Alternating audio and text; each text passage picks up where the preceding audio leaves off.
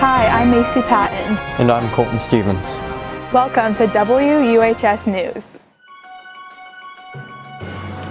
In local news, Purdue student from Carmel found dead. Officials have now identified the Purdue student who died Tuesday, January 10th. After investigation, the Tippecanoe County Coroner's Office concluded the student was 21-year-old Eric Meyer from Carmel. Meyer was discovered in his dorm by the university's fire department during a fire drill.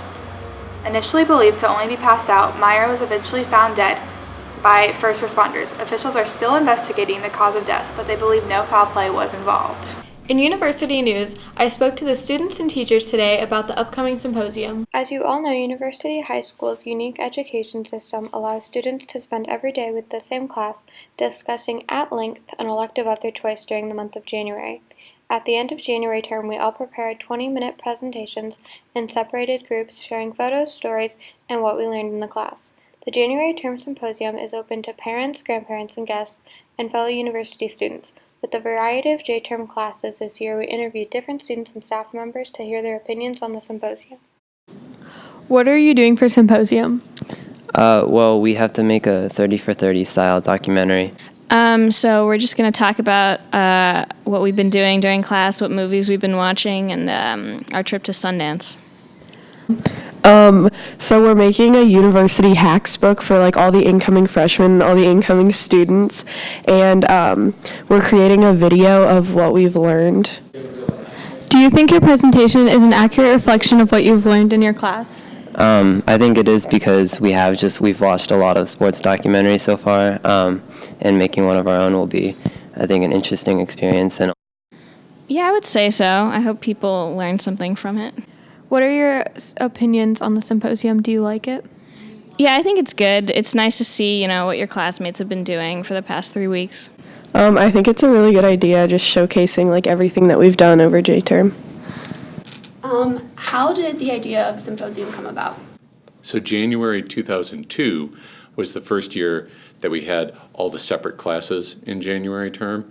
And so there was this idea that we really liked being in these separate classes, but there was a sense about how do people know what everyone else has been doing during January term. So we thought we should have some time to share. Okay. Good luck to all the students as they are presenting at the symposium. An ice storm alert had been issued for Hamilton County from Friday the 13th until Monday the 16th. Many did not leave their homes because of the said treacherous road conditions this weekend, but there is yet to be freezing ice or rain in Hamilton County. And now to Grace with sports. Thanks, guys. Last Friday night, I went to the boys' JV game against rival Cardinal Ritter. The boys' JV team played a tough game against rival Cardinal Ritter last Friday. The game started off fast-paced with sloppy ball handling, causing turnovers for both teams. With a buzzer beater shot by Will Spence at the end of the first half, University was trailing 17-32. We were unable to interview a coach during halftime, but we did have the privilege of speaking to athletic trainer Chris Shepard. How do you think the game is going so far?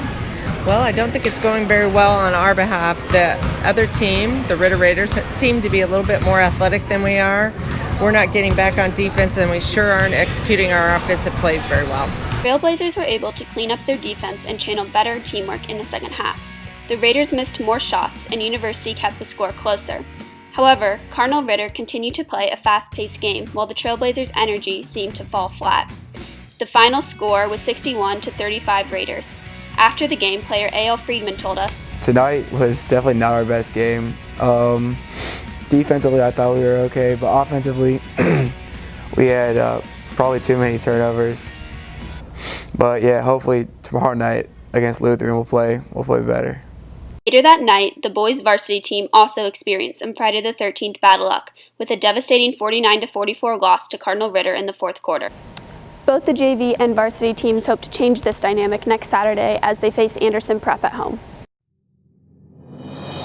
An accident that took place on 3 a.m. on Sunday morning in Carmel, India, caused the death of one woman and the arrest of a man who's been accused of drinking under the influence of alcohol.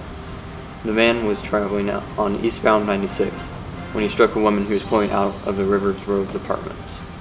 The woman was found dead at the scene, while the man was taken into custody and will be facing charges of being under the influence while driving. As a private school, University receives many applications throughout the year. As acceptance letters are beginning to be sent out, WUHS did some investigation of this process. Transfer students are very welcome at University High School. The process of transferring is made simple and easy, allowing the students to transfer at any time of the year if necessary.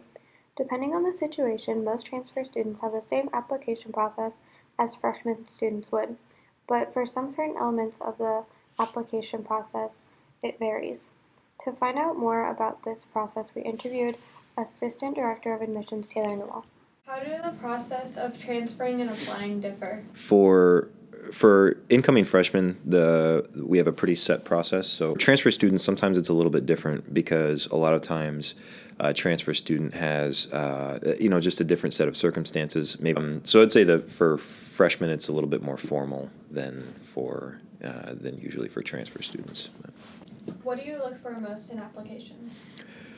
That's a good question. I mean, I think there's not one thing in particular. What we really look for, so students who are well-rounded, and also students who care about school and care about being a member of a community. So I guess we look for a lot of different things, but really we try to look at who a student is as a whole as opposed to just their grades or their test scores.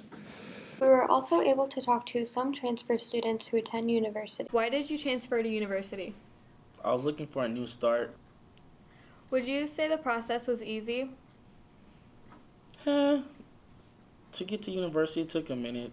I wasn't accepted till the week before the following week of school started. What advice would you give to students who are considering transferring here?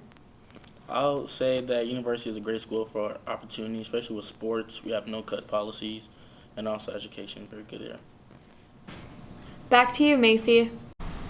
After investigation from our team here at WUHS, it has been determined that University High School offers the best program for high school community service in the Indianapolis area. Looking at overall impact, we compared University to competitors Carmel High School, Brebeuf, and Park Tudor. Only University has a program in which service hours are not required, but all students actively participate in community service each year. This puts an emphasis on the quality over quantity and therefore has a greater benefit on the community. Thanks for watching WUHS News. I'm Macy Patton. And I'm Kolton Stevens. Tune in tomorrow for more exciting news at 6.